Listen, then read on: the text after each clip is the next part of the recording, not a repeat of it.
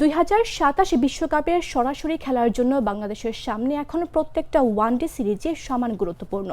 আগামী 11 March Pakistan series দিয়ে 4 মাস পর ওয়ানডে ক্রিকেটে ফিরছে টাইগাররা।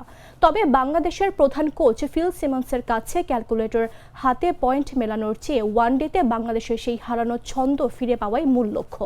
মিরপুরের সংবাদ সম্মেলনে সিমন্স স্পষ্ট করেন, টেবিলে কত নম্বরে থাকা যাবে সেই চিন্তার চেয়েও জরুরি হলো মাঠে নিজের সামর্থ্য অনুযায়ী পারফর্ম করা।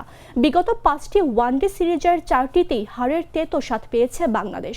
এই সিরিজ থেকে তাদের মূল লক্ষ্য থাকবে গত বছরের অক্টোবরে ঘরের মাঠে ওয়েস্ট ইন্ডিজের বিপক্ষে যেখানে শেষ করেছিলেন সেখান থেকেই শুরু করা। সিমন্স বলেন, লক্ষ্য হলো ওয়েস্ট ইন্ডিজ সিরিজের সেই অগ্রগতিকে আরও এগিয়ে নিয়ে যাওয়া। বিশেষভাবে বলতে গেলে সেই সিরিজের শেষ ম্যাচে ব্যাটিংয়ে যে পারফরম্যান্স দেখা গিয়েছিল তা ধরে রাখার পাশাপাশি মিডল ওভারের দুর্বলতাগুলো কাটিয়ে উঠে দলকে পরবর্তী ধাপে নিয়ে যেতে হবে। মাঝের ওভারগুলোতে রান সংগ্রহের হার বাড়ানো এবং বোলিং ইউনিট যাতে ওই সময়ে আরও বেশি উইকেট শিকার করতে পারে সেই প্রচেষ্টায় মনোযোগ দেওয়া হবে।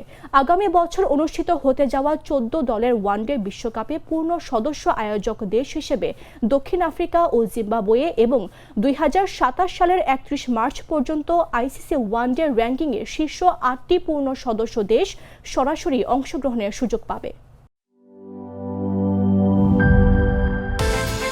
বিকাশ পেমেন্টে 10,000 টাকার বেশি অফার। শপিং চলছে তো।